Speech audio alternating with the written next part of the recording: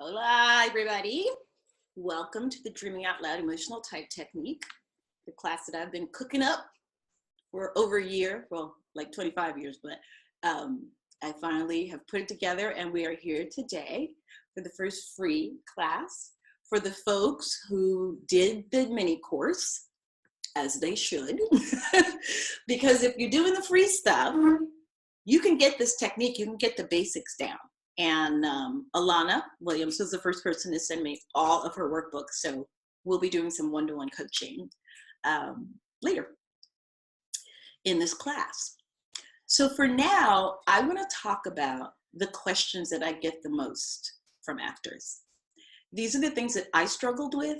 These are the things that my clients struggle with in my on-camera class, in my emotional types class, in my real class, in the showcase class. These and all the surveys that you guys sent me. These are the problems. You do this prep, you think you're off book, you go in, you've watched the TV show, you think you know what they want, and then you try and give it to them, right? You paid a coach, you're broke. You're taking off from your day job to go here. There's a line. You're probably gonna get fired from your day job. You've done everything to be at this audition. And then you get there and nothing happens. I've been here, and I have been in that place in the world of television and film for 10 years. It was not pretty. I had 50 regional and off-Broadway credits and no TV and film. I was auditioning, I couldn't get arrested.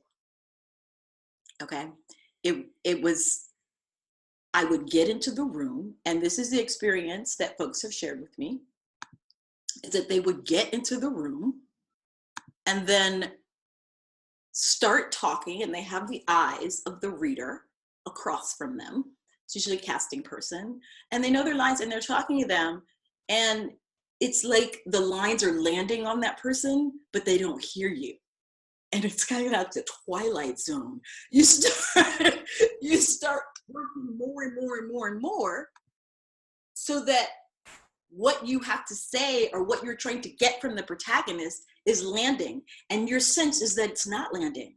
And the language, you use language, right, as an actor, especially in television and film, to get something. But all of a sudden, when you're working, what you're trying to get becomes muddy. And it's something about the camera, but it's also about the way in which you go into the audition, right?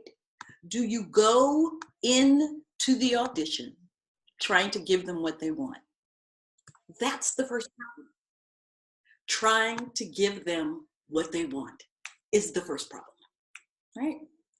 And Alana and I were just talking about this before class started, this idea that, oh, the industry has an idea of what, you know, a girl is light skinned with green eyes and wavy hair, what she should be playing. And then industry has an idea about what a dark skinned girl with natural hair should be playing. And that's what we have to work with. Okay, that's one way to treat the industry. So what do they want? Let me go in and give them what they want. And plenty of people are working like that. You can totally do that.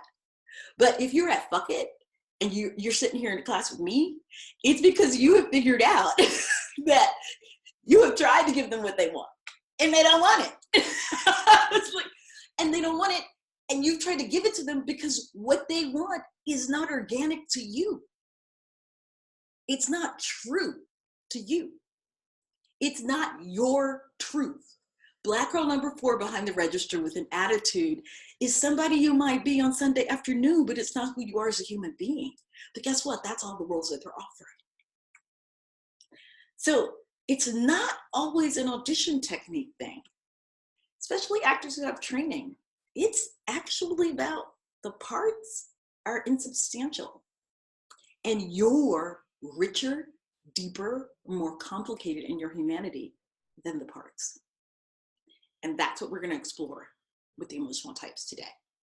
The second question, and I'm going to share my screen again with you guys, that I constantly get from folks is, I want my agent to fight for auditions for roles that I was born to play, not officer number 6 without a name. Just the credit is officer number 6. Of course I got paid, but officer number 6, is not going up for series regulars. Okay? This is a common problem. You can stay in officer number 6, nurse number 47, patient number 18 for a long time in your career. Now, unless you were born to play officer 13 or nurse number 6, that's a problem. That's a problem. Okay? So what you need to solve that problem is for agents to submit you for more complicated, weightier things. Okay? But they're like, oh, but I'm dealing with how you look. There's only this amount of work for how you look. And I was like, well, if we just waited on that, Black people would have never worked. We just started getting roles only because Black writers started writing for TV, right? So that can't be the final answer, right? How I look. Your agents are dying for you to give them ideas about how to get you seen more, because the more you get seen, the better chance for them to make money, okay? So again, we come into this problem of, I want to give the industry what they want, and thinking that you're going to build a career that way. Now, I am all for you trying it, and that is what the actor training programs tell us to do. Give them what they want. Now, you have done that. Go do that. I did that for 10 years. I gave them what they wanted, right? And I starved because the complexity of who I was not what was selling, given my physical type, meaning Black girl, number 3, right? So you can do one of two things. You can accept the little bits and crumbs that the industry gives you, or you can come up with a business strategy to show them what you have is valuable and marketable. And it's a way to make money.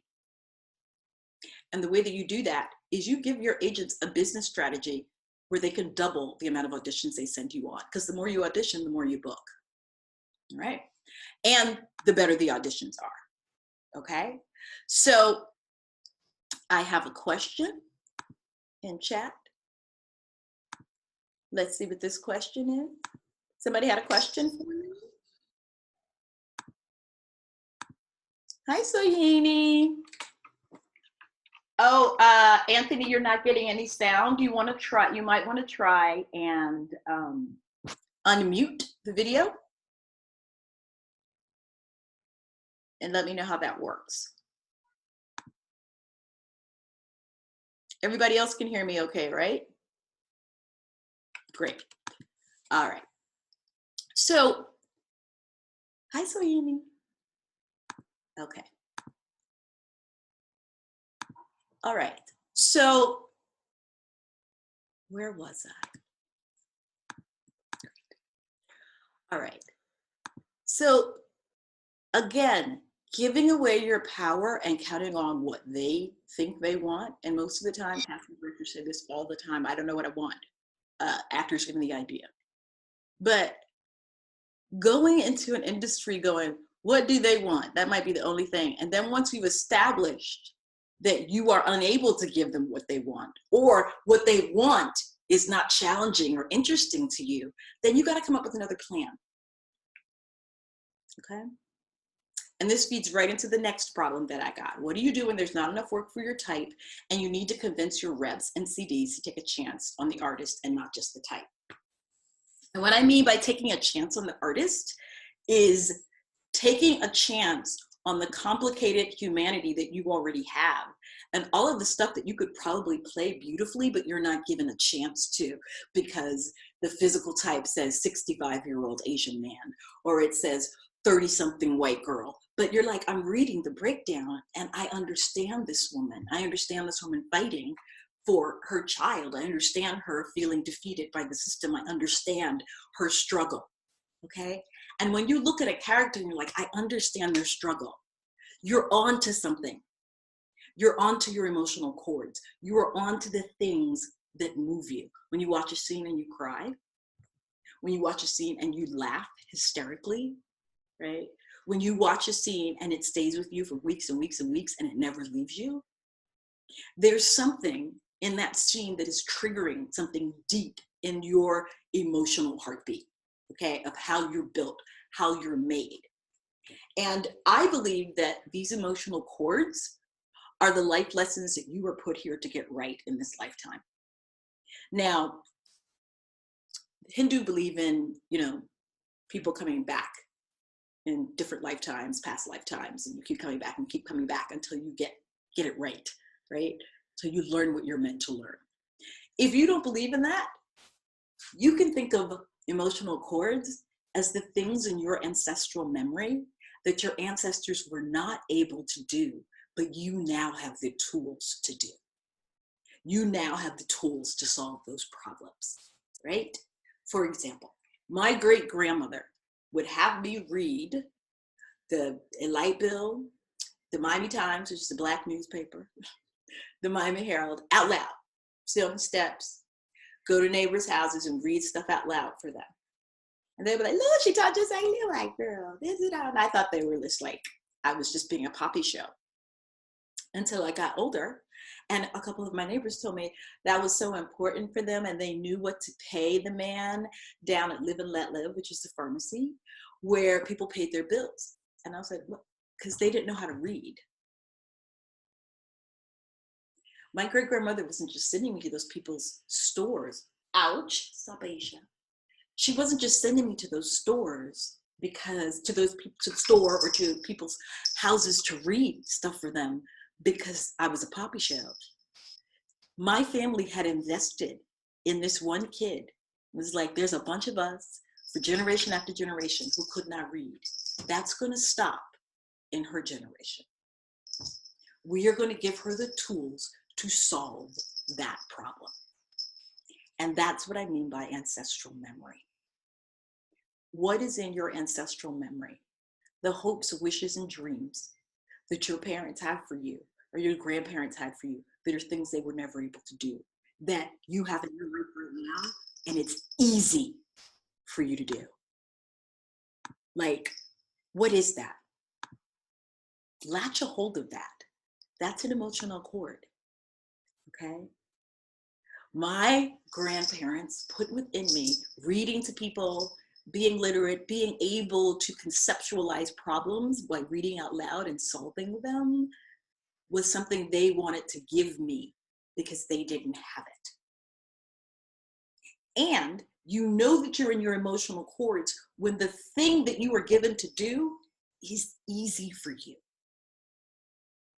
It's easy for you. So you don't even get that what you're doing is hard for somebody else. And they're like, that's amazing. That's amazing the way you understand that. That's amazing. And I'm like, wow, yeah, everybody knows how to do that. No, they don't. And we miss our emotional cords because the thing that we know how to do or the lesson that we are mastering in this lifetime, it was hard for us, but now we've gotten through it and we're stronger and we're better. So part of the emotional cords exercise is to take an inventory of your life, to take an inventory at the challenges and the obstacles that you've come across, because those things, those problems are the things that when you're watching a movie, when you're watching a play, those are the things that move you. Ouch. Okay? I'm going to pause for a moment. All right, I'm back. So this first step, and if you've done the Dreaming Out Loud mini course, which I hope everybody has done, and I have gotten feedback. Look, y'all all looking at me like, yeah, made me do that shit. This shit was hard. I just know I've gotten the grumbles. They were like, I thought this was going to be easy. I downloaded the workbook, and they were like, I'm stuck on one question for 2 days. I was like, because you're taking a personal inventory of your life. Like, you're taking a personal inventory of your life. You know how every year people do these New Year's resolutions? Anthony was like, busted. I'm like, yeah, I know you busted. We make New Year's resolutions without taking an inventory of the life we've been living. If you're in my Badass Actor group or on my Instagram page, you know that I have posted a post. It's purple, little meme, and it says, brag to me about something that you accomplished in 2018. That's a part of taking a personal inventory. Because the things that you have accomplished are lessons that you've conquered. They are things you've been struggling with and you've mastered, right? One person came to me and they're like, oh, I finished grad school, right? And I didn't want to go to grad school in the first place. So for me to finish something that I set out to do, one, was a challenge, but to finish something that's my dream, which is to act, which I always thought was impossible, was amazing for me. And I was like, that's an amazing inventory, right? You did something that you expected you could not. You did something, you accomplished something that terrified you. That's an emotional cord. So I'm going to send you out to watch movies and to look for that. Look for that. Because the underdog that wins, who wasn't expected to win, is a cord.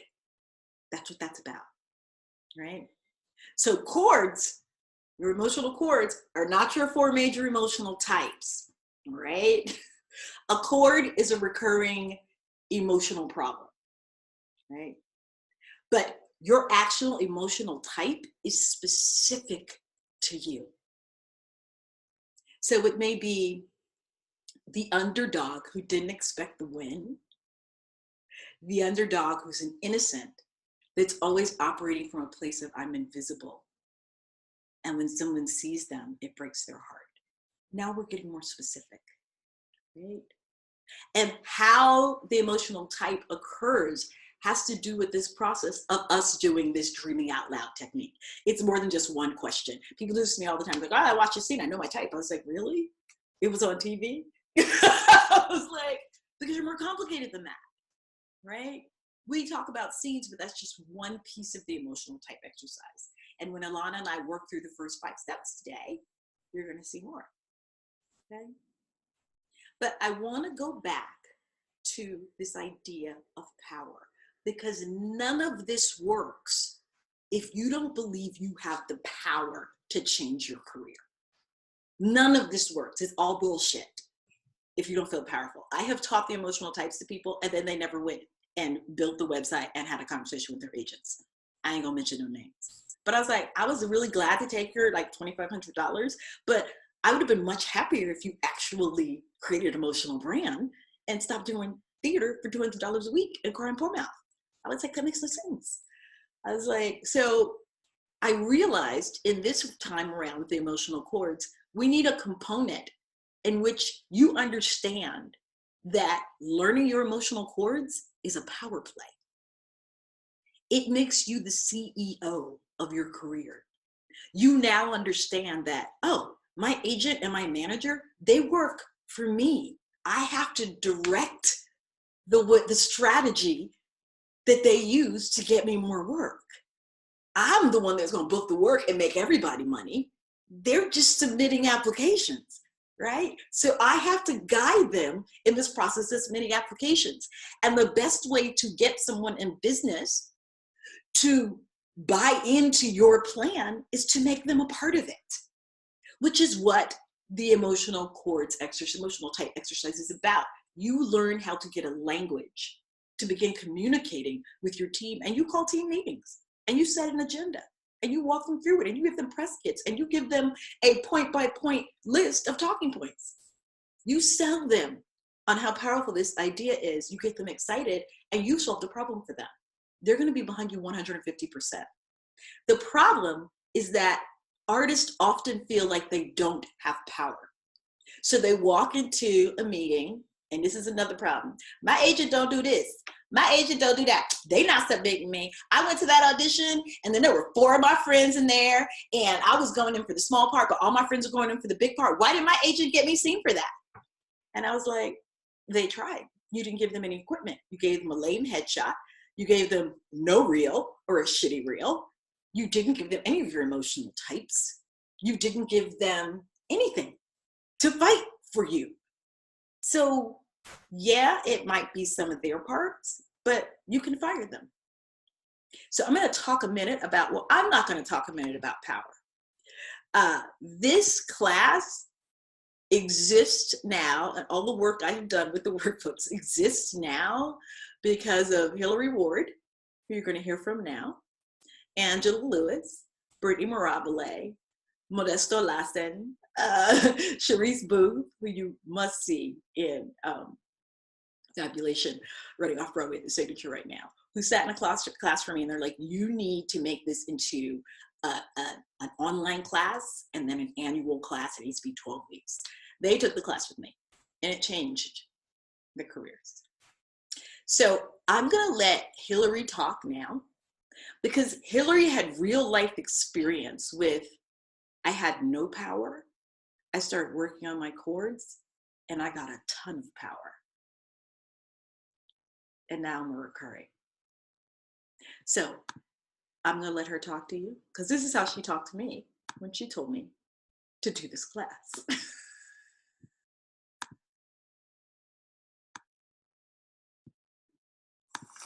Hello, badasses. My name is Hillary Ward, and I'm here to talk to you about working with April Yvette Thompson. April and I have known each other for a long time. When I called her, it was after I had been particularly frustrated. I booked a small but supporting role in what was going to be a excellent, high caliber film that was made for Prestige Cable Network. And I got to set, everything was going great. I was getting feedback about my dailies from everybody, from the wardrobe assistant to the director who chased me down and told me what a powerful force I am on screen. So I'm thinking, great. I wrap up filming, I get to the premiere in my new dress, I walk the carpet, I got my diamonds, I had my makeup done. We sit down, the lights go down in the theater and the Paramount lot, and I show up in the first 30 seconds and I'm really excited. I see my face, and then the movie goes and goes and goes, and all of my scenes with this big A-list star that I had shot, that I've been getting all this great feedback about, they all got cut. And I knew why. It's because the film wasn't about me. You know, I was playing the wife of someone who was already an important but supporting character. And the director even came up to me after the premiere and said, I know that we did all of this great work, but if I was making a 3-hour movie, that would be one thing, but I'm making a 2-hour movie, so I'm so sorry, your scenes had to go.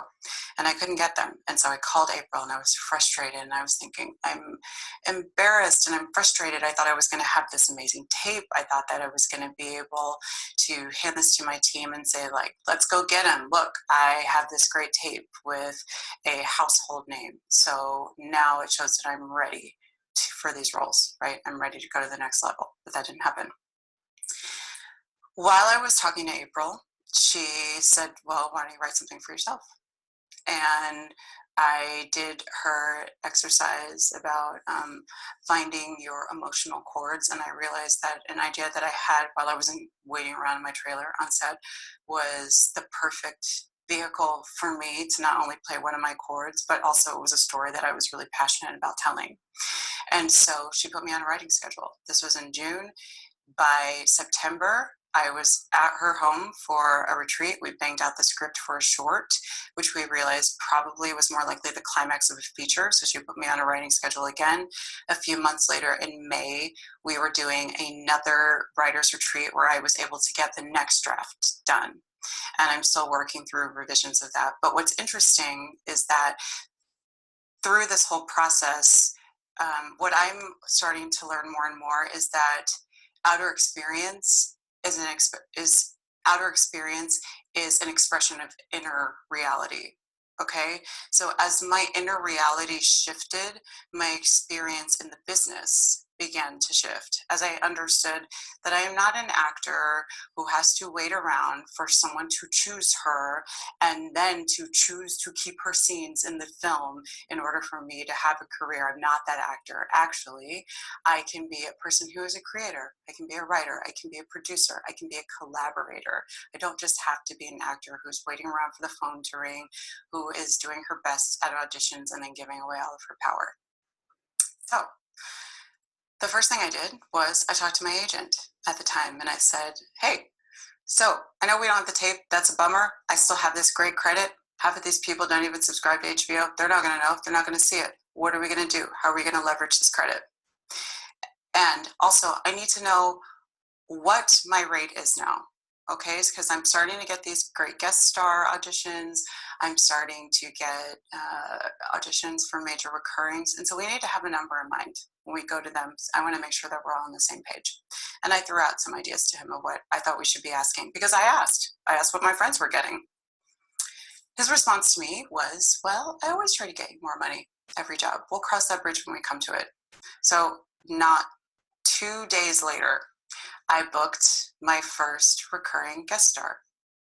I got a $50 raise from what I have been earning a day as a co-star. $50. So I fired him. Now, a lot of people would think that was crazy. I did not have another agent lined up. I hadn't even taken meetings. I didn't know what I was going to do, but I knew if the next job did come in and I had to give him a commission on it, I was going to resent it. I wasn't going to be happy about it. And I felt like I was selling myself short by sticking in a relationship that I was like, this person doesn't value me. He doesn't see my career going the same place that I see my career going. And that means that we can't collaborate anymore. So I fired him. And I took a bunch of meetings. I called all my friends. I said, who are you going to refer me to? All my friends who had careers that I admired, careers that I was aspiring to. I said, okay, I need help getting into the door. And so they helped me set up meetings. And I took a bunch of meetings. And in the first 6 months, I got no agent. But I stuck with it. And in January of the next year, I got an agent. Now, I got an agent in January, the time that everybody says it's crazy. You can't even get a meeting with an agent. It's silly to try. That's when I got my meeting with my agent, and then I signed with them a week later. Okay? So first of all, there are no impossibles. It's just because it happened to somebody else doesn't mean it's going to happen to you. Okay? You can make your own way. So I signed with this agency, and not a month later, I booked a major recurring on a limited series that's coming up. It's going to be, we filmed all year, but it's coming up next year. And I thought, great, here we go.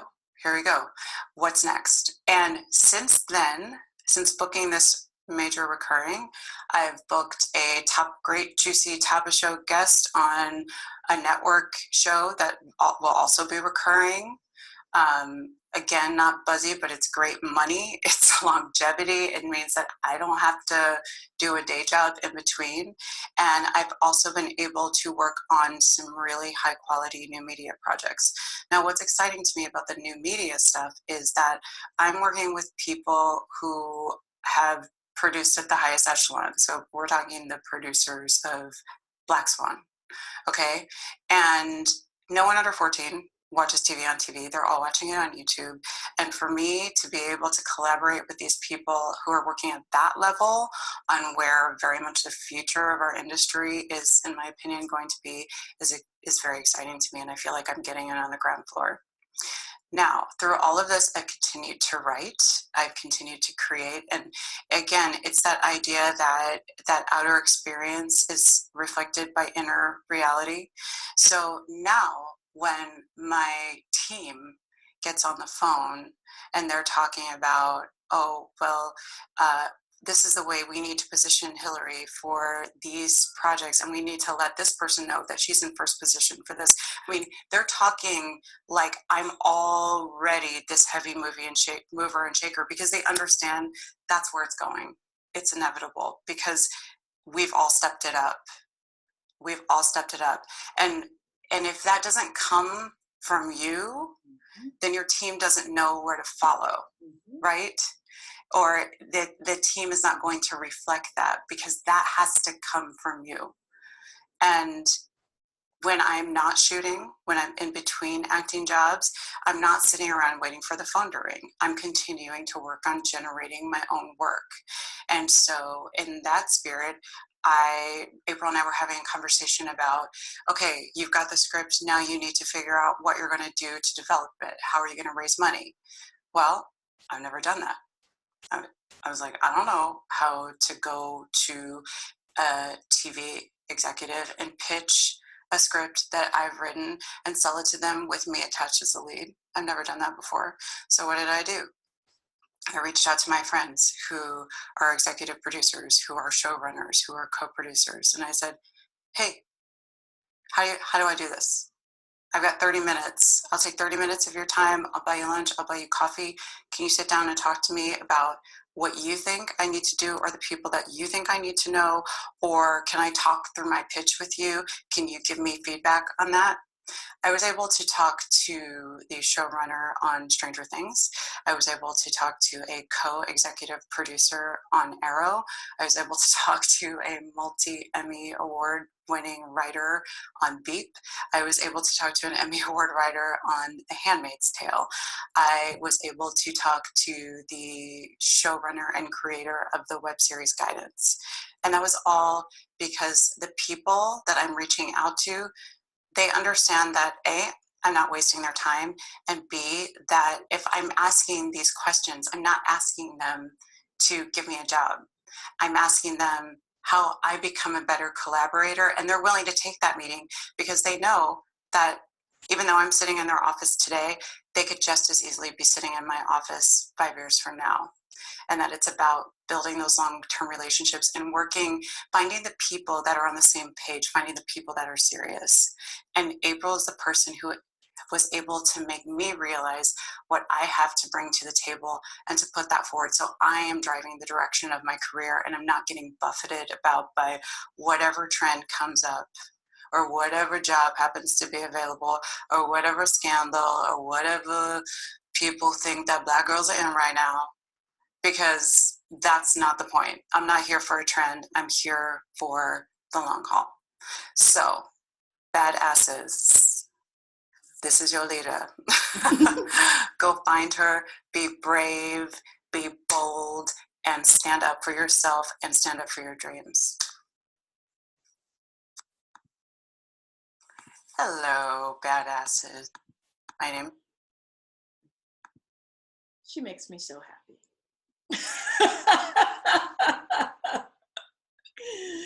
So I want to hear from you guys. I'm going to unmute you just so we can have a little back and forth. And I want you to tell me what it is that Hillary got from the emotional chords exercise that made all these things possible. What did she get?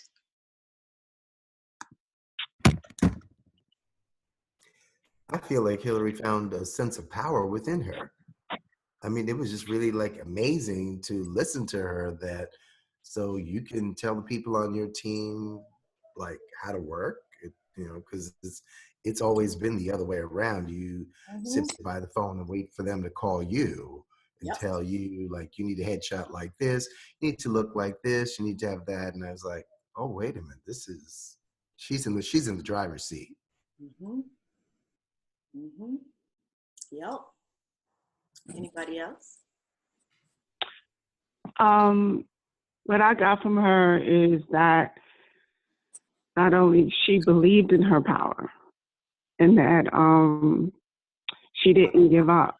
She kept, no matter how things didn't work out, for like 6 months, she kept going until she got an agent, and it didn't go according to how people think. So, you just have to keep believing in yourself, believing what you have. She got that self-confidence from relying from outside sources of telling her what she was doing and relying on the decisions of other people. She decided to rely on her own decisions, on what she can do to move forward, and didn't get bogged down by whatever is going on in the world around her. Yep. I'll take one more comment. Anybody else?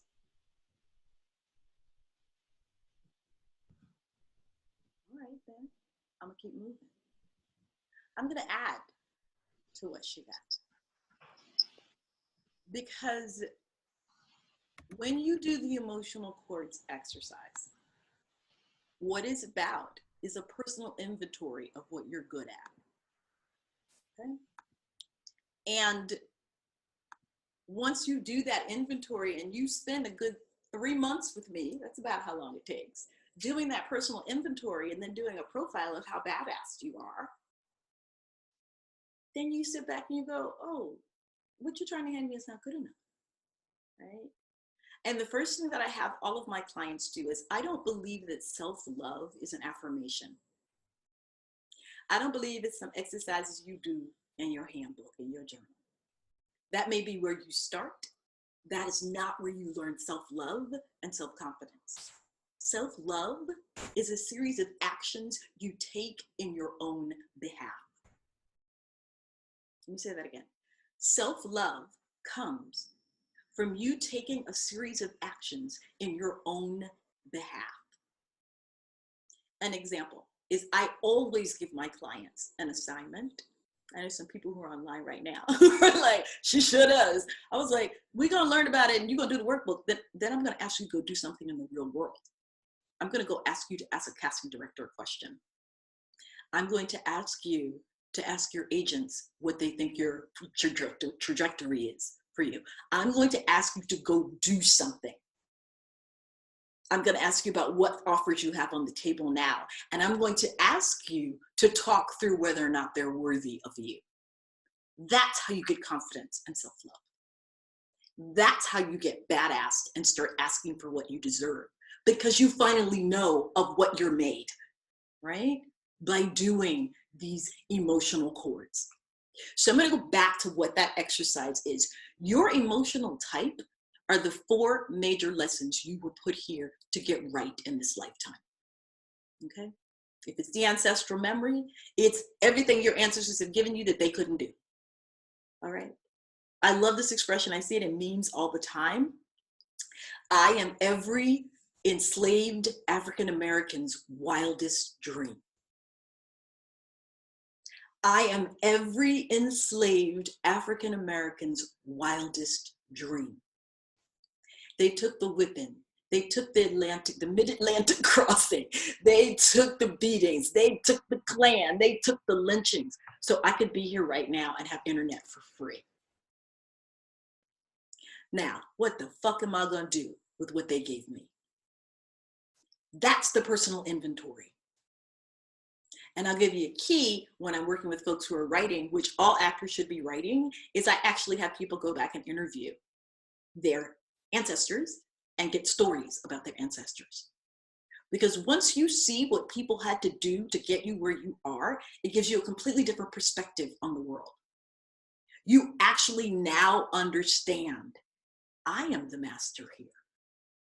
I have all this at my feet. They have nothing. Look what I can do. That's all the emotional chords exercise is about. It's a full inventory of all the gifts that you already have inside that you are not mining. So we're going to list them, okay? And when we list them, then we're going to put them into a form that this industry can understand. Because I do the emotional type exercise with my writers, with business people, with the women who took the Morocco retreat. It is an exercise about personal empowerment and purpose. When you know your 4 major life lessons that you were put here to master in this lifetime, and you know all the gifts you have, and then you also make a list of all the stuff you're not doing that you really want to be doing, it's power in your hands. It's the big picture that you're no longer giving away because you're creating a complete picture of who you are. It is your life's purpose. And when you are operating from your life's purpose, you go into a meeting with an agent going, so what you gonna do? I got a life purpose to get done. This is my purpose. This is what I was put here to do. What you gonna do? What you gonna do? Right? Hillary looks like a little baby. She has a real baby face. She's a grown woman. So they try and cast her in little baby face things. Hillary's like,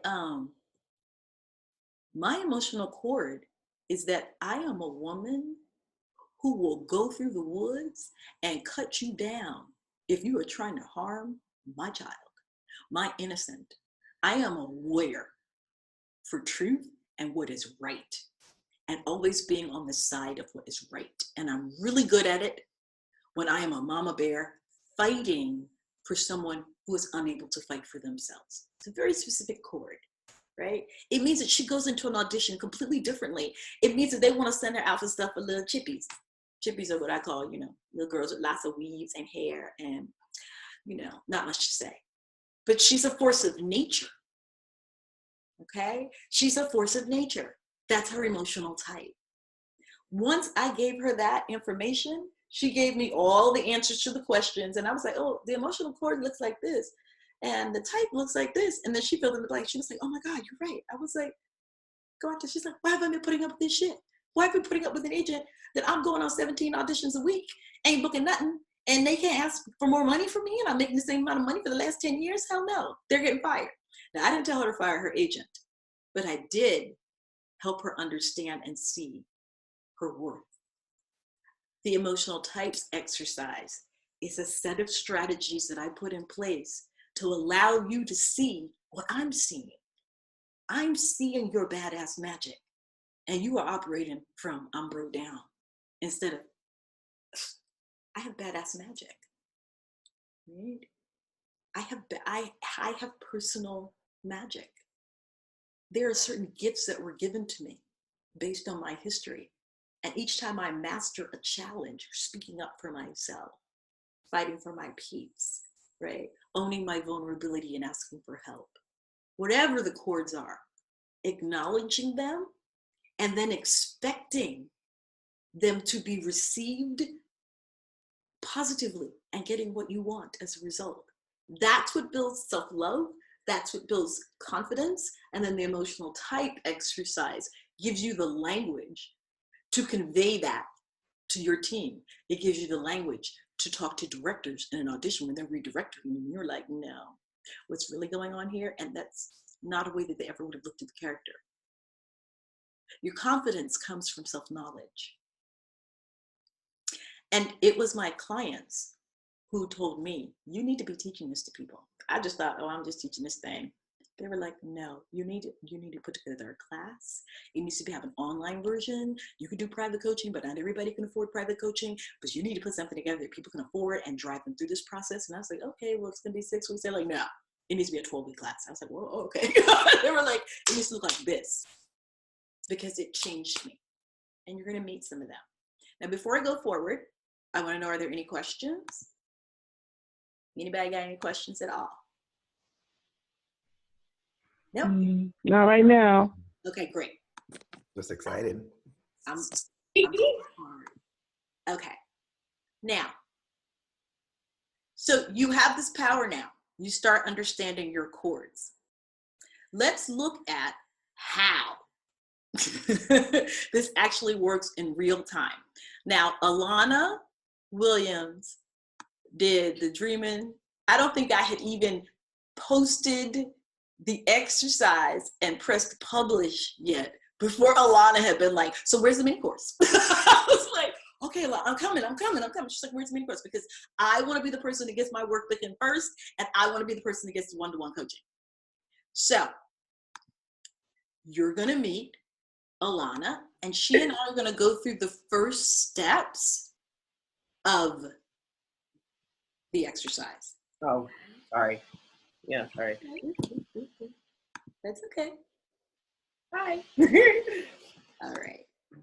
Hi, Alana. Hello. How are you? Thank you for Still joining. under the weather. Okay. So I know you have a bunch of these workbooks and stuff in front of you. And what I'm going to do is walk you through some of these exercises. And I want you to explain to me what you have learned by the process. Does that make sense? Yeah. All right. It'll make more sense when I start asking questions. Yeah, when you start answering, we'll totally know. No, it's not. Awesome. So, should I start from the mini course? Because that was one of the most interesting things that I first started recognizing. Great. Especially that lovely question that said, what are you pretending to not know? Yeah.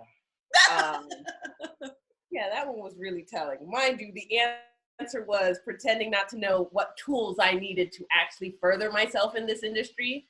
I know the tools. I just don't know how to package it. So I pretend like I don't know how to use Twitter or Facebook or Instagram. I pretend I don't know, but I know. I know. Why do you think you pretend? Because it keeps me in a safe space and at a point, not a safe space. I understand that by me not knowing, I get to justify where I am in my place right now. Ooh, ouch. Yeah. And that's the truth. And I'm harsh about myself. And that's the truth. I'll be okay with being where I am, being still at this low level acting where I know I'm much higher. But by me pretending that I don't know, it's comfortable. Wow. Anthony's like, wow, what? Okay. That is what the mini course is about. It's about dreaming out loud. When you start answering these questions, what am I afraid of? 25 things that you love. And then you have to download workbooks and then write it. Or you have to do morning pages, because I believe in writing longhand. I do. Yeah. Because it allows you to think and conceptualize about what you're actually putting on the page. And then you have to say that shit out loud and be like, oh, wow, that is actually what I'm living out. But I could do better. Right? I had different responses from people. It's very interesting that question caught you. Okay, so that's a clue for me. Angela says social media is your friend. If you haven't noticed, since doing this book, I've started my social media. I'm on Twitter tweeting, and it's like, okay, I gotta just jump in this and do it. So let's go back to the chords, because it's actually much more about the emotional fears underneath all of these questions. Okay. It's not about knowing how to do social media. Yeah. It's about owning, I don't know, so I don't have to do anything. That's the beginning of an emotional chord. So let's take note of that. What did you figure out in mini course 2? The mini course 2 in which one? No, hold on. Mini course 2 was all questions. Number 1 was the list and the morning pages. Number 2 were the questions. Yeah. And to compare things that kept coming up in your answers to the questions, like, what are you pretending not to know? If you had all the money and all the time in the world, what would you be doing? How would you want to be remembered? What adjectives or ideas kept coming up in the answers to those questions, but that also came up in your morning pages? It came up of being calmer, of having less stress. Because in my morning pages, it was a lot of, I'm stressed out, I can't believe what I'm doing too much. A lot about my day job right now. My day job is sort of crushing me at this point. And then what kept coming into the questions was, I'm going to be calmer. I would be much more calmer, more relaxed. One with the universe, I believe, is one thing I said. Yeah, one with the universe. And those two things kept colliding with the questions and the morning pages. Okay. Awesome. My limiting beliefs both came in, both the lists, they keep coming up. Some of them I thought I had gotten rid of them a long time ago, but they're still there. Such as the age factor also comes in, even though Black don't crack, and I'll make jokes about it all the time. But age is always a factor for me. A lot of external things. One is me being too, I guess, thick, fat. I won't call myself fat, but bigger.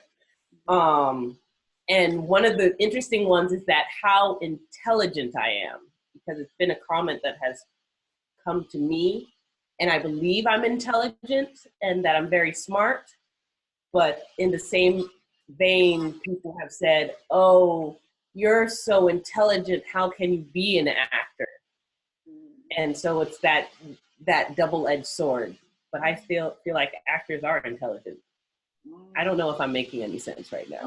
No, because you were talking about limiting beliefs. Limiting beliefs are absolutely a part of what are you pretending not to know, right?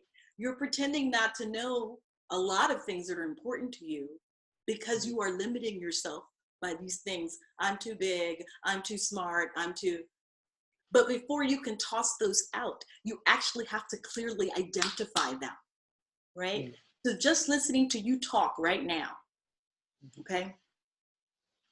I can think of 4 or 5 parts you could play, right? Because it's like, oh, she understands the girl who can't see how amazing she is because she's listening to other people's idea of what amazing is, right? She gets in her own way because she's so smart and she has all these gifts, right? So what she's going to do is just not do anything because there's so many things she could be doing. Just tell me if I'm at any point that I'm wrong. I'm not going to do social media. I'm not going to, I could multitask and do all of this if I wanted to, but it doesn't. Like that inaction by being overwhelmed by what you know to be truly who you are versus what you're hearing from the outside world. And the first few steps of the emotional type is for you to vomit on the page all the shit that is other people's shit and not your shit. All of it. It's not yours. It's a gift that has been handed to you that you can now give back so that you can focus on your gifts. Okay? I want to go to the next part of the exercise. Alana has purchased the mastermind group. So she's already started the first 3 modules. And the way that the class works is that you do all the modules of homework before you meet with me, and you send me the homework, and then you and I sort through them. So I've already received Alana's homework because she did the worksheets. So the questions that I am asking her have everything to do with the worksheets that she submitted to me, right? It's a much more constructive way of working. It's like working with a private coach. So the next piece that we went into were psychology, okay? So now that we've looked at fears, now that we've looked at limiting beliefs, we're gonna look at the psychological things that go on in a person's head that creates those limiting beliefs, all right? And those fears. Because sorting those out, it's when you play a character, for example, the director always asks you, who is this person? Who is this person? What are they afraid of? What do they want? What do they love? That's the psychology of the person, okay? There is a way for you as an artist to get a hold of what your psychological nature is. You should already be looking at characters that way. But before you look at characters that way, you got to understand what your psychological makeup is. So that you bring a complication to every character you approach, right? So I give the example all the time of Chad Boseman in Black Panther, playing T'Challa. Now, we could have had Michael B. Jordan play that role, but he wouldn't have played it like Chad. Because Chad's emotional chords are about, I am going to be vulnerable and tell you what I need, and then I'm going to hold you accountable for that ask. And when you don't measure up, I'm going to cut you. So I'm going to give you a chance to show up. That is Chad's emotional chords. If you look at the James Brown movie, those scenes with him and Viola Davis, where, you know, he's got this mama who just cannot get it right. She's too busy running off with other people. And at a certain point, he cuts her off. He's like, I gave you many opportunities to show up for me, mama. At no point does he cuss her out, holler at her, call her this, call her that. Another actor may have approached those scenes completely differently. Chad's emotional cord is, I'm going to lead with my vulnerability because that's actually my power. And then I'm going to let you just fuck yourself up on that. I'm going to tell you, this is how I feel and this is what I need. And you get to show up for that. And if you don't, I am going to limit our contact. Even though you're my mama, I will send a check to take care of you. That's a real chord. It's what makes his work so unique. T'Challa is the same. He was so soft-spoken and vulnerable. He has this huge crush on Lupita's character. And he actually just lets it hang out. And it becomes funny because you're like, I like this guy. He could just be like, I think she's so fine, I can't talk. And it's really cute and it's lovely and it's warm. And you start to cheer for him because he's had the courage to show you he's vulnerable. I think she's really hot and I'm probably not cool enough for her, even though I'm the king, right? Somebody else would have played that differently. He enters the character through his vulnerability because he sees his vulnerability as a form of power and not as something that detracts from him. Michael B. Jordan is the underdog, always looking for war. He's always wanting more, but he always also expects it to be a war in which the chances of him losing might be very high. That's how he approaches characters. Fruitvale Station, boxing movie, that's his approach. It makes it really interesting because then you spend the whole movie watching him struggle and not knowing if he's gonna win. Even though we all watch Hollywood movies, we know they always win. But we don't know what Michael. We just know we're gonna have a good time watching him fight for it. Those are actors who book the job because they don't come in trying to give you what you need. They come in with their emotional cords clear and how they operate psychologically. So when you did the astrological chart, the next exercise was I asked folks to do the astrological chart. And I asked folks to look at their sun sign, moon sign, and their rising sign. Because astrology is what Carl Jung figured out the whole system of psychotherapy around. Horoscope descriptions are nothing more than psychological profiles. So if you can use them to your advantage, use them. The moon sign is how you work emotionally. It's the part of yourself you don't share with anybody, which is why it's a juicy, juicy sign to start with, figuring out some of your emotional cords. So what did you discover about the moon sign? Oh gosh, about my personal moon sign? Ooh, I was like, oh, why does it know me so well? I kept laughing. So my moon sign, so everybody knows, not just it, is Aries. Wow. Though my sun sign is a Virgo. Wow. So everyone who knows Virgos, once again, intelligent, smart, quiet, very humble, very introverted. Many people, when they first meet me, that's the first impression. But finding that my moon sign is Aries, I was like, that's everything I don't let out to everybody. Very spontaneous, daring, active, optimistic. Wow, this is real talk. So I don't always show my optimistic side to everyone. So everything will be okay, and being very happy and bubbly is not what I show everybody. Mostly just my core family. But hi, everybody. Now all of you guys know. Being proud and egotistic, because I have a huge ego, and I know it about who I am, what I'm capable of doing, and if you don't respect me in terms of where I am, bye-bye. It's a very not cutthroat. What is the word I want to say? Black and white. Let's use it. Cutthroat. Response that I do have internally. and I don't let it out all the time. I don't, though it's there. Because I can smile at you and hate you so much and be able to respond and be with you and work with you for several years like I have with one person at my job.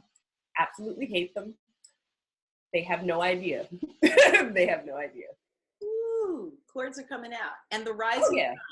The rising sign are the set of strategies you use in the world to get what you want. And what sign is that? The rising sign? Mm-hmm. That is after many. The simple answer is Scorpio, but it's a little wavering.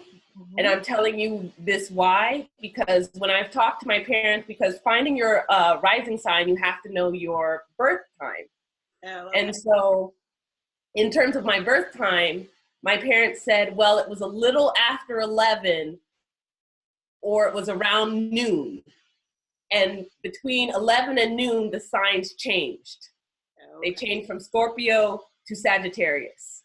So I think what you need to do in your notes is to do both of them and just get your top 10 adjectives. I did. I did both of them. So in Scorpio, though, the more I research Scorpio now, I'm like, I'm probably more Scorpio, which is strong-willed, passionate, intelligent, jealous, possessive, yeah, really possessive, secretive, focused, charming, loyal, protective, and, I wrote passionate twice. So it makes me think of when you said Virgos are very, be polite, don't show people anything bad about yourself. Your moon sign is actually like, fuck it. Everything is funky and I come first. Great. Okay. I only say this because my moon sign is Aries as well. And Scorpio, and then you said about Aries, are very, very cutthroat. So is Scorpio. Mm-hmm. I love you or I don't. There is no gray. No. There's nothing nebulous about it. If I love you to death. I will go down fighting for you. If I don't, if I never see you again in this lifetime, I'm good. I hope you are as well. Right? Yeah. Yep. All right, so we're really getting some character profiles. I want to go on to the true node north, and then I want you to tell me your first couple of scenes. The true north are the 4 life lessons you were put here to get right. They are the opposite of how you are currently functioning. That's why it sucks and it's so great. What were, just in a few sentences, what came up as your true node? My true north is Gemini. So it is trying to commit to stay in one place, coming with a community, being part of a community. That is to absorb all this information. This is where intelligence is going to come back. Loves learning, trying to get being with people. I'm finding a loss for words right now, or they're all coming out at the same time. Actually, also, it's, well, because your true node is what you're not doing. Mm-hmm. The lesson in this life is to move closer to those things. So it's very interesting that in answering the questions, you talked about intelligence, you're moving away from that being somebody else's idea, not necessarily yours. And then you talked about not doing social media or pretending like you didn't know. Those are both things that have to do with denying the hyper intelligent part of yourself. And your true north is saying, move towards those. Because as you move towards those, your life's purpose and the lessons you're supposed to conquer are going to get solved. Mm-hmm. So you see how the pieces are actually starting to fit in the different places that you're warring with your strategies of moving in the world, the way you're getting shit done?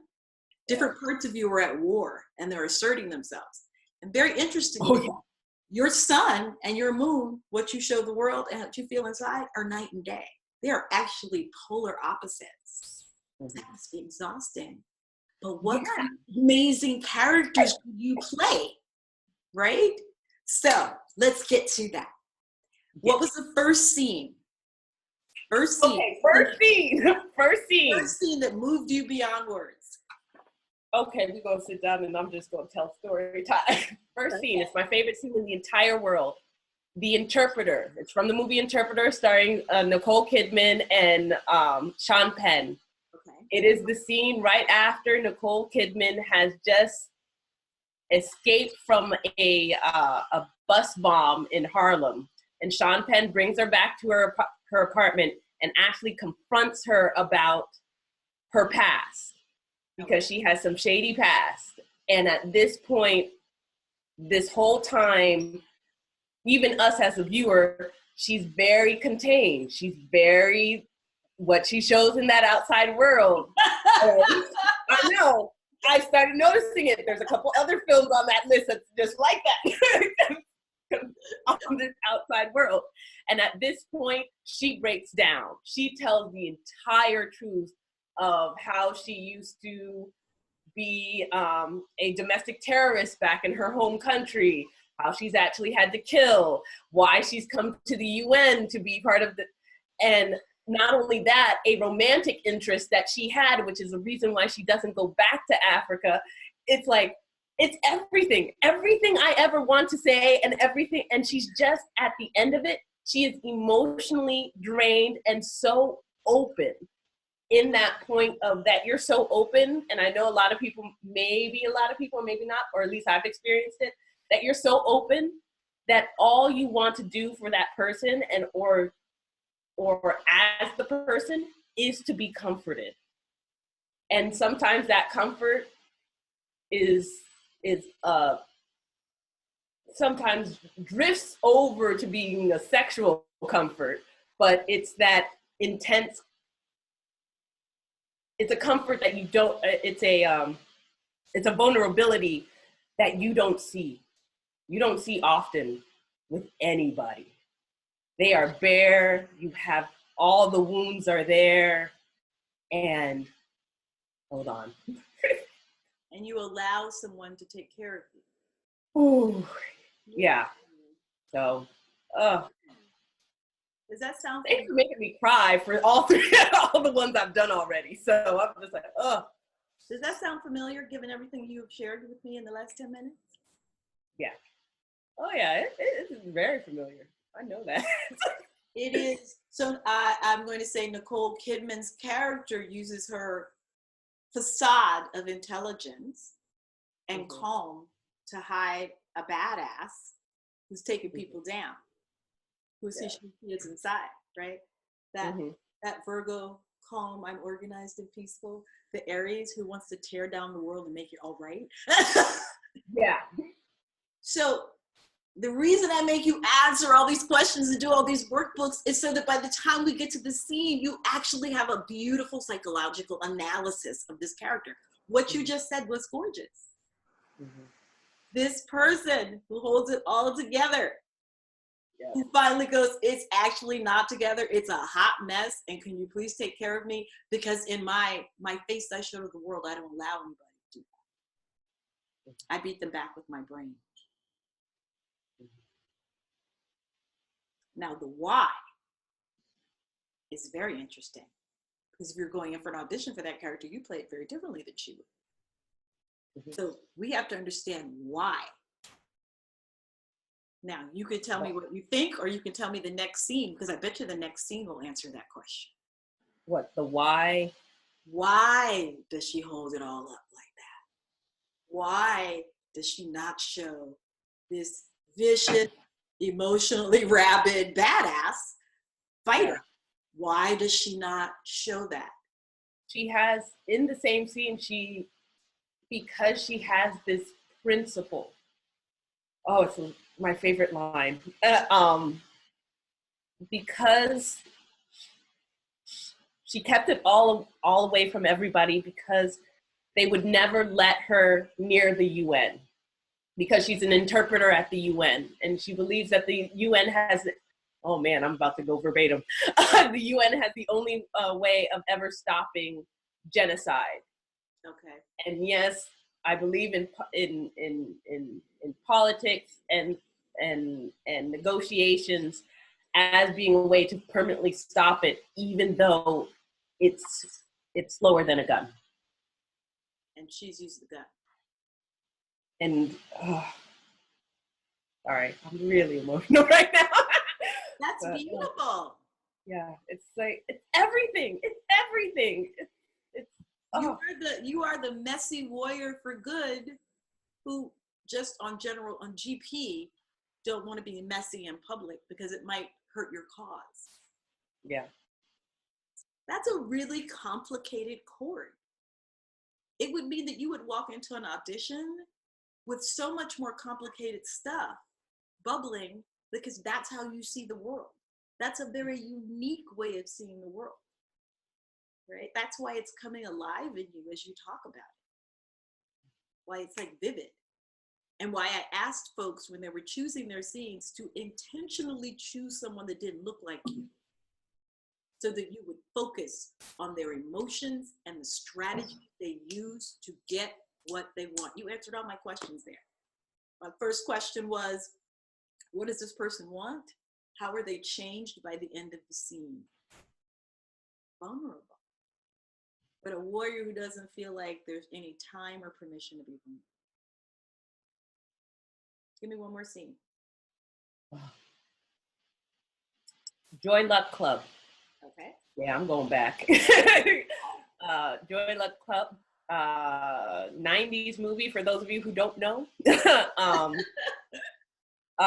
Talking about, it's an American movie, but it's about American Chinese women.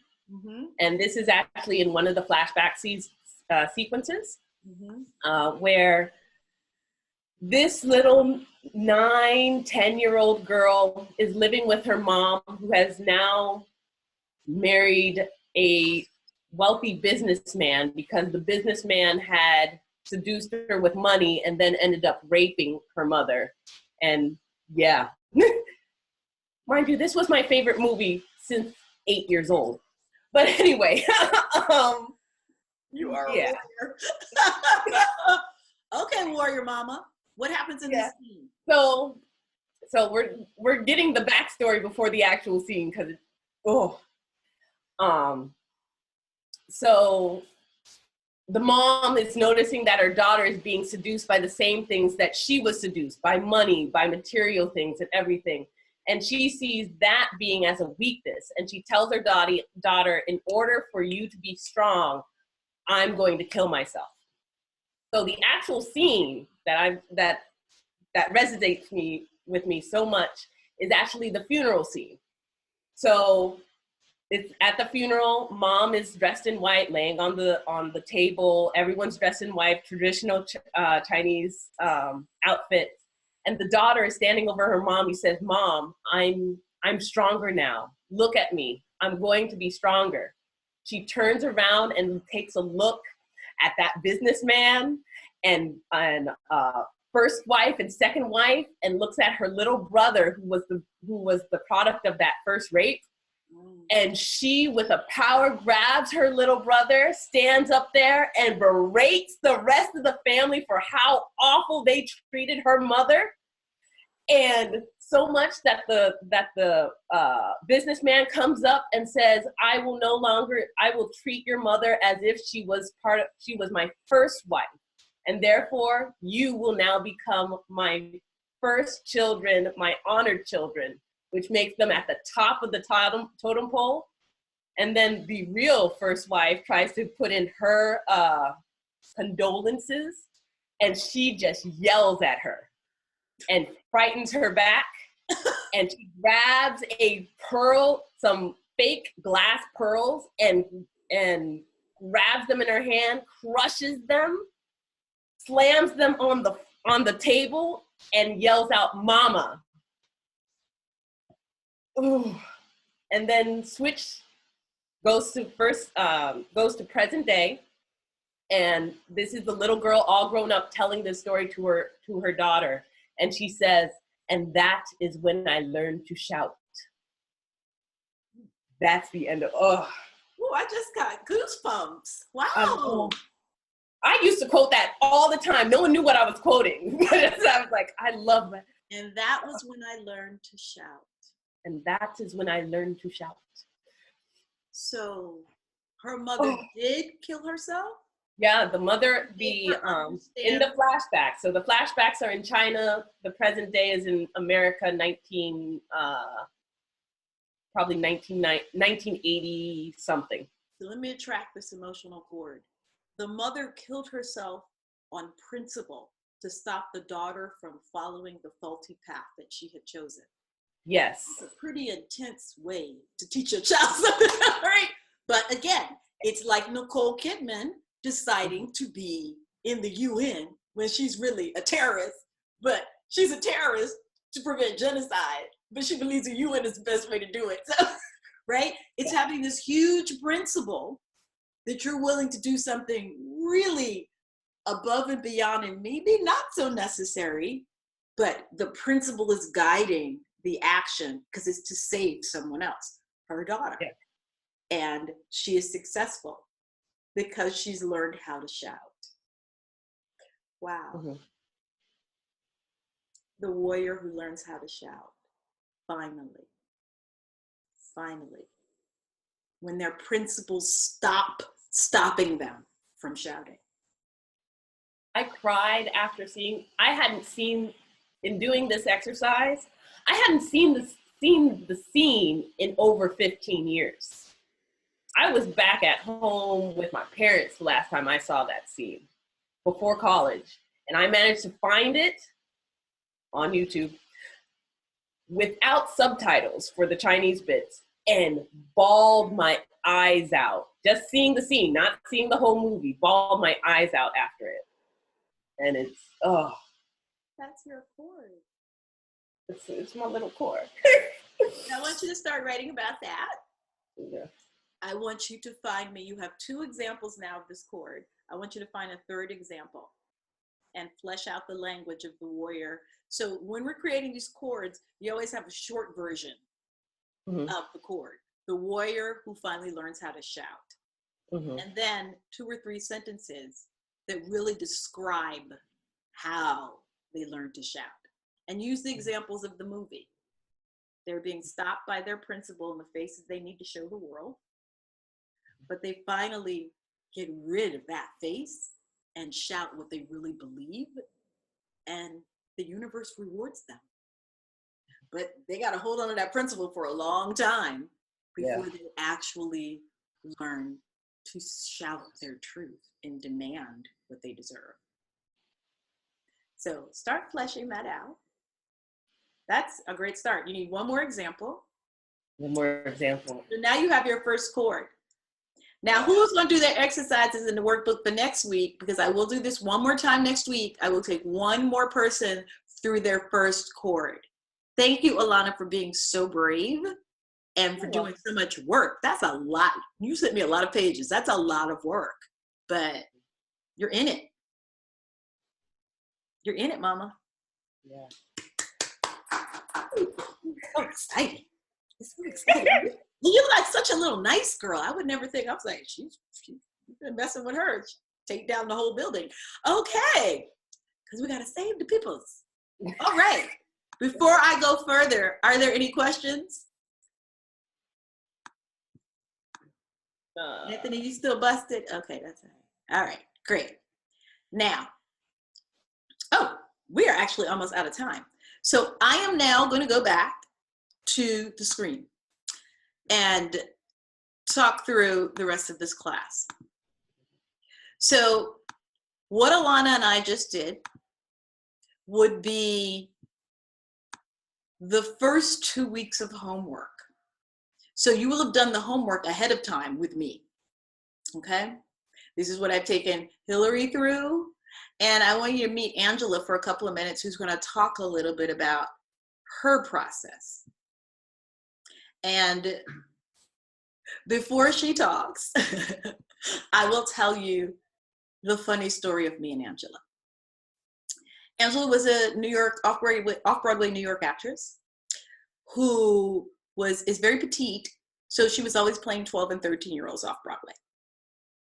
I wrote a play, Good Bread Alley. It was workshopped at New York Stage and Film and New York Theater Workshop. And I was committed to casting her in this part, but she had no reel. So I had to fight the director and the casting director because they did not know her work, and they wanted to put movie stars in who had reels. When you have good emotional branding, you always have a reel. Angela didn't have one. I fought for her. Now I'll tell you, as a writer and producer, if you fight for an actor and they don't deliver, you are in a shit show of trouble with the theater and the producers. So I put my neck out on the line. The first day of rehearsal, she came in. She was practically off book. She was standing up doing a performance during the read-through. She had done the songs, rehearsed them, and did them full out without being coached. She had done her work. Everybody else around the table was like, shit, we got a lot of work to do. After that read-through, I was like, I knew you could do this. I said, but come here. And she said, yeah. I was like, it was amazing what you just did. She's like, oh, thank you. I was like, but listen to me. If I see you next year this time playing a 13-year-old off Broadway for $200 a week, I'm gonna whoop your ass. And she was like, oh. I was like, you don't have a reel? You're supposed to be a movie star. You need a reel. You are Angela Lewis, television and film star. So you need to get your butt to LA and get on some branding. And she looked at me in horror because I could see what she could not see. A year later, she was in LA. She was still taking my classes online. I didn't know she was taking them. She was doing all the free classes. Like I'd given you guys tons and tons of information. And one day I got an email from her and she said, okay. The email was about 20 pages of all the homework she had been doing. And she's like, do you want me to send more? She had done all of the stuff. She said, I've done as much as I can on my own. I'm ready to coach now. I'm in LA. And I was like, whoa. She got married. She moved to LA. And I was like, whoa. Well, what's on the line now? And she's like, I'm up for 2 parts. One's in a movie and one's series regular, and I want it to happen. I was like, great. So we started working on the chords. By the end of our first 2 classes, she had booked a series regular on John Singleton's new show on FX, Snowfall. Not as a 12-year-old, which she'd been playing in theater, but as a grown-ass mafia kingpin auntie, a hard, tough chick, totally against physical type, because she had done the emotional chords exercise and had taught her team, this is how you need to start sending me out. Prior to this, Angela didn't have any television and film credits. So I don't want to hear any of this bullshit where people tell me, oh, the emotional chords thing, it won't work for me. Angela was not rich. She had no TV credits. She had some theater credits, and that was it. She was in LA for 6 months, working her emotional branding, getting seen for stuff that was truly in her deep emotional chords, and within 6 months was a series regular. That's called hard work, doing the work, and believing. And doing these exercises and getting the language so that you can stand up for yourself. So let's listen to what Angela has to say. There's a short video and a longer video. I'm going to play a short portion of the longer video.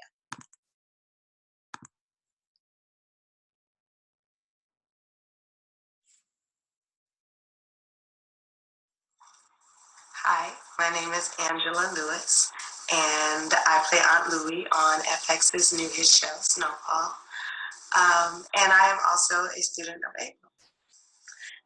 I like to think of myself as a student for life. And a part of being a student for life is that you're kind of always in the unknown. So I'm learning how to be comfortable in the uncomfortability of life. And so I could equate that to there always being a little bit of a fog.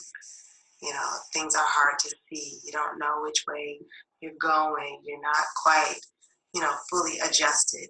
Without April, I would be in a deep, dense, charcoal gray fog, trying to figure out which way to go. And everything I would just be a lot more unclear. And so I'm really, really grateful to have a lot of that fog lifted from working with April. So thank you, April. And I encourage everyone to take class with April in some aspect.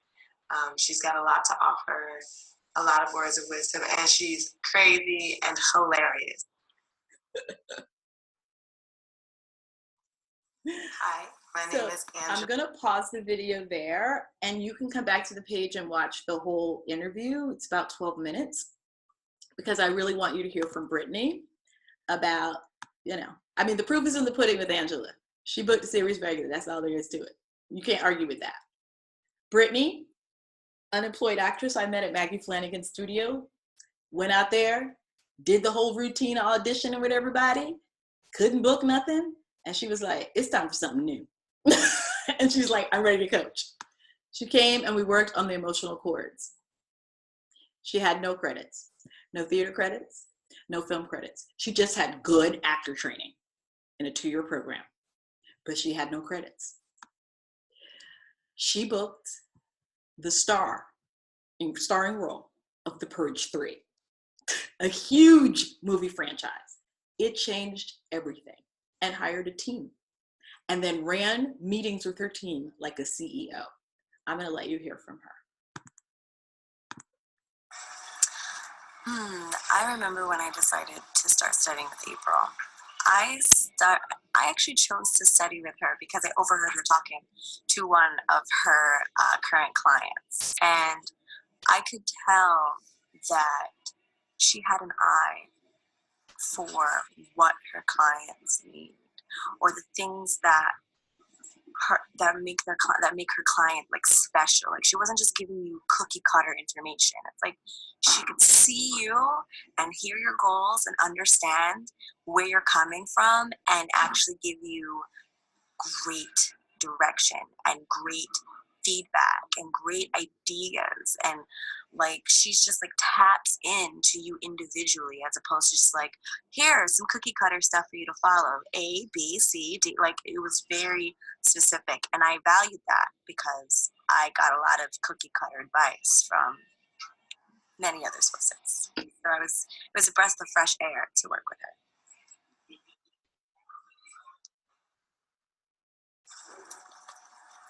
Working with April really demystified a lot of things. And the one thing that I felt was like impossible, that I just thought I was just gonna have to deal with, were my nerves surrounding big meetings. Actors, you know what I'm talking about. When you finally get the opportunity to sit across from a table from someone like an agent or a manager that can change your life, change your career, make your dreams come true.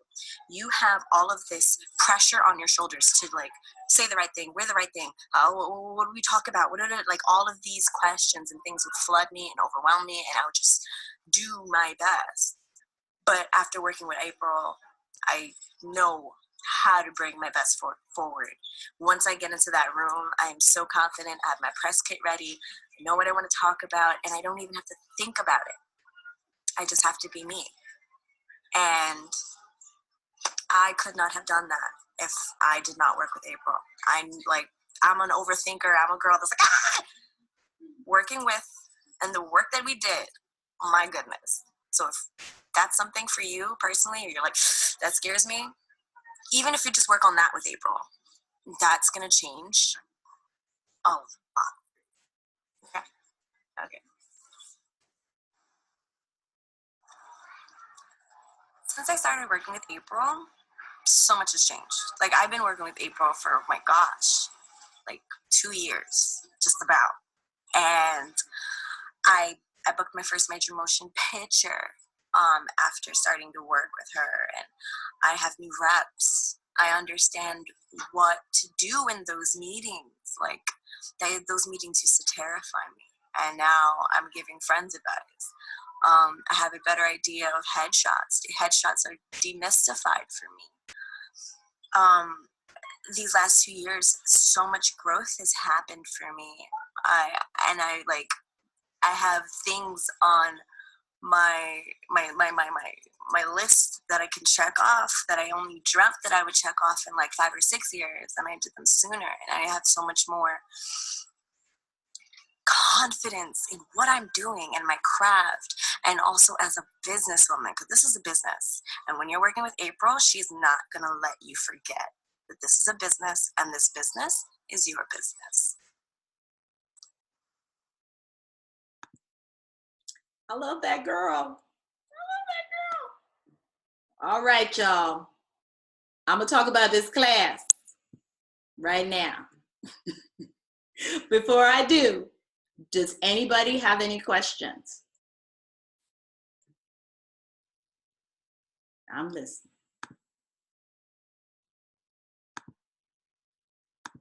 Any questions? No question. No questions. Okay, I'm gonna go through the classes now and give y'all the deal that I promised. 40% off. All right. So the emotional chords class is available in 3 different forms.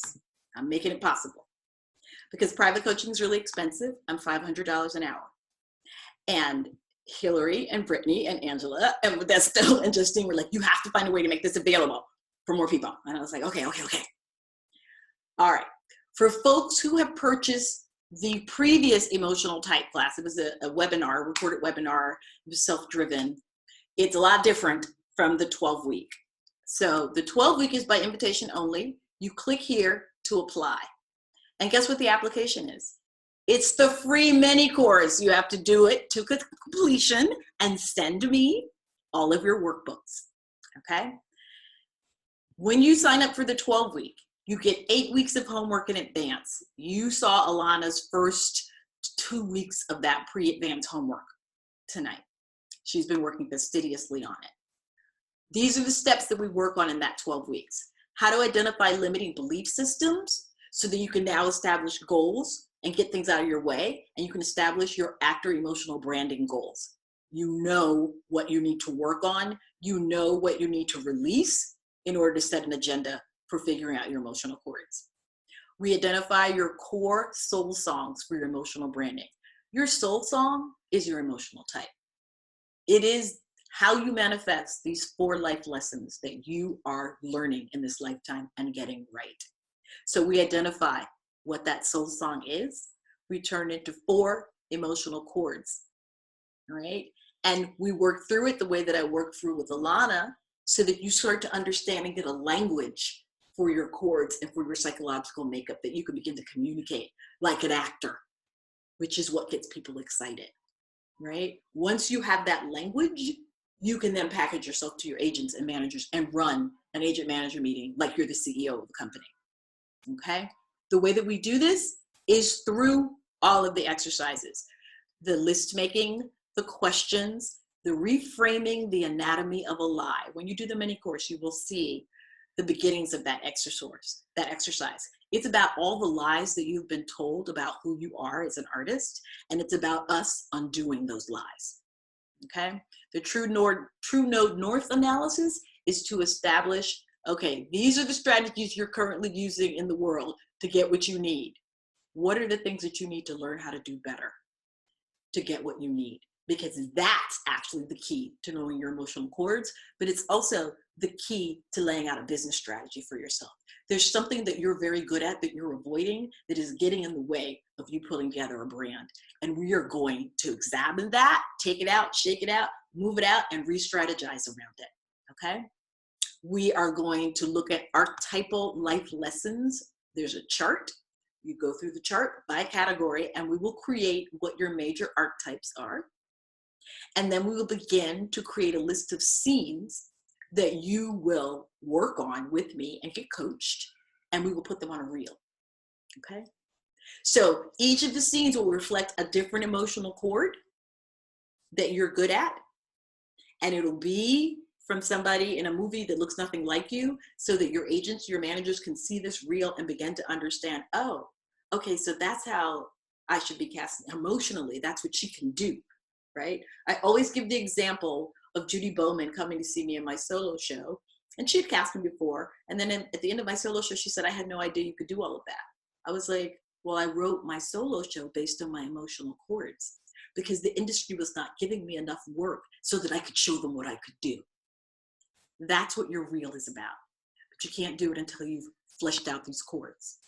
Then we spend those next 6 weeks, once we've had the 4 chords, we do branding of those chords, right? So that your headshots, your audition outfits, your hair and makeup choices, how you walk out into the world casually, commercially, your photo shoot, Should it be an indoor shoot? Should it be an outdoor shoot? Should it be shoots? Should it be in character? Should it look like an independent film?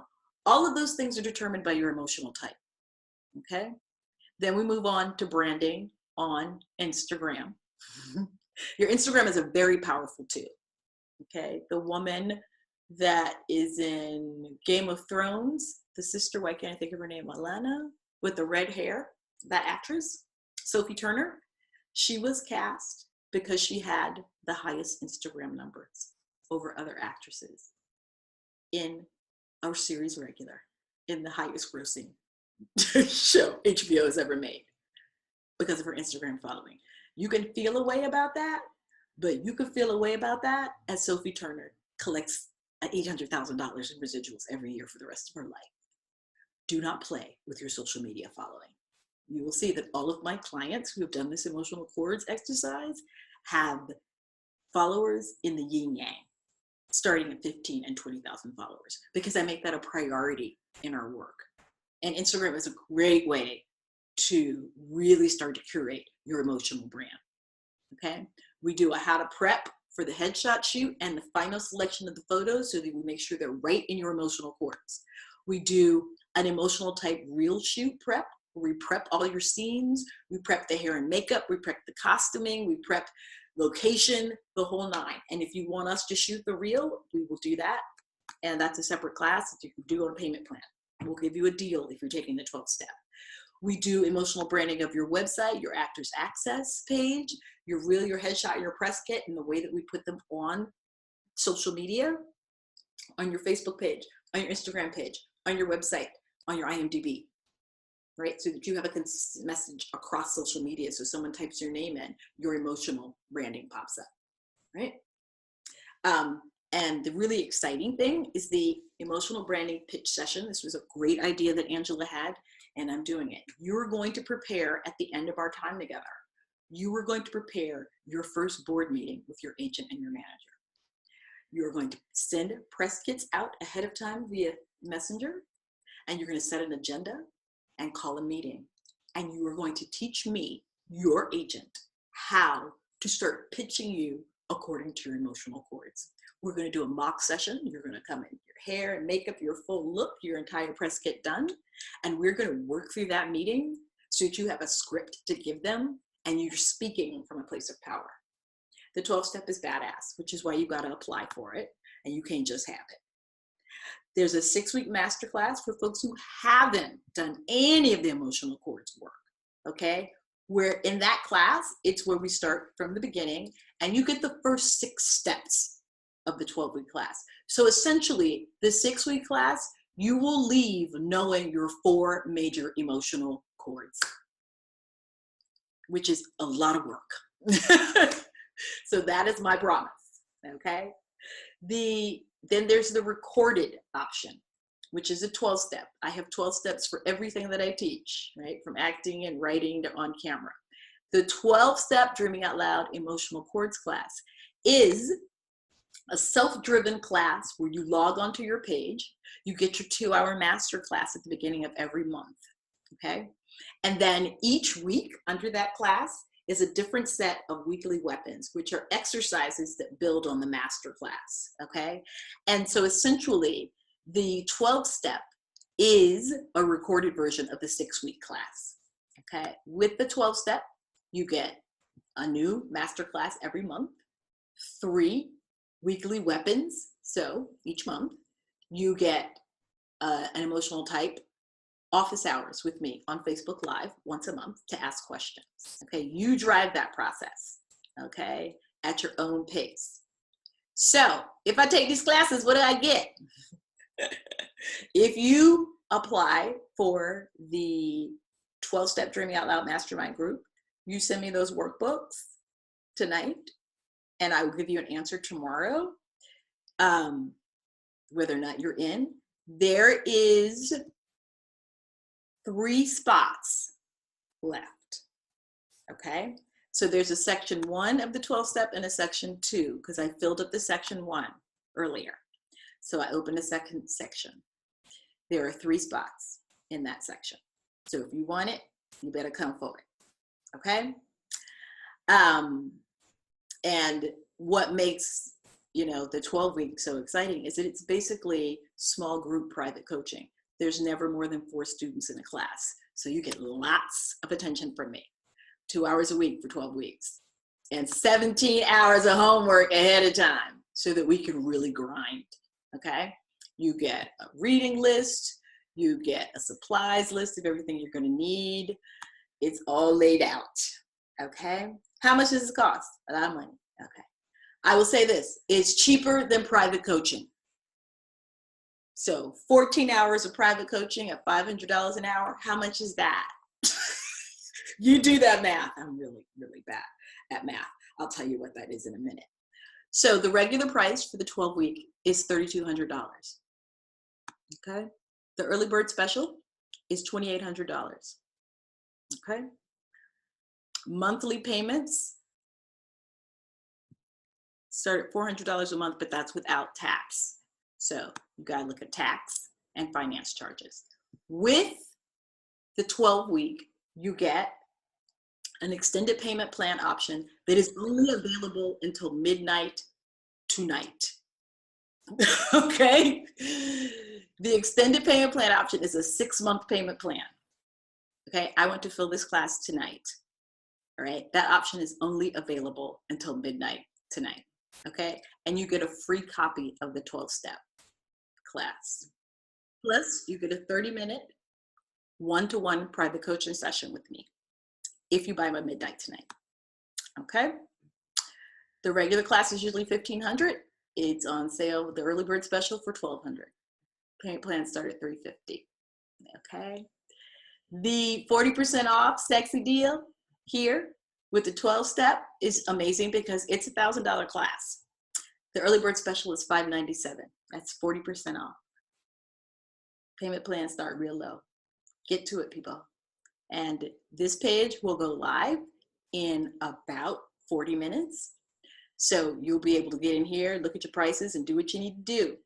All the bonuses and these early bird prices disappear at midnight tonight. It goes back up to regular prices. So that is the skinny. Do I have any questions, comments, thoughts? All right, folks, thank you so much for joining me. Thank you, Antoinette and Alana, who have already purchased the 12-week class because they did their applications already. And yeah, ask me questions. Early bird special ends tonight at midnight. If you're gonna do it now. And feel free, any of the emails you get from me, you can respond and ask me questions at april.thompson.com. april.thompsoncoaching@gmail.com. Bye, you guys. Bye, guys.